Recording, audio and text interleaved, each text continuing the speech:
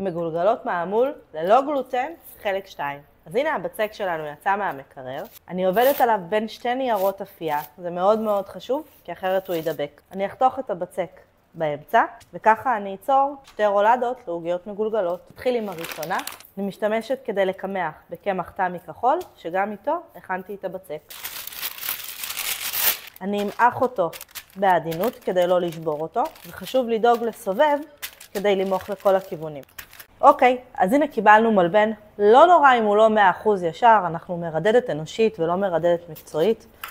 אני אישית בעיניים מגולגלות, זה תמיד עם תמרים. אנחנו נמרח תמרים בנדיבות, אבל לא מדי. שימו לב שאתם משתמשים בממרח ולא תמרים בוואקום, כי תמרים בוואקום אי אפשר למרוח.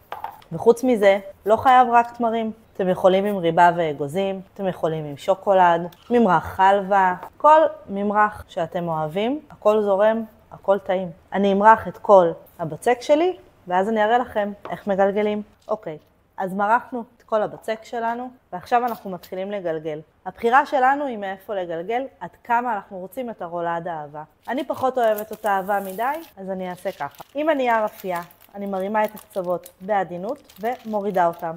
השכבה הראשונה תמיד תישבר לנו, וזה בסדר. ואני ממשיכה לגלגל. ממש נותנת לנייר לגלגל לי את הרולדה. ברגע שגלגלתי אותה, אני שמה על קרש חיתוך.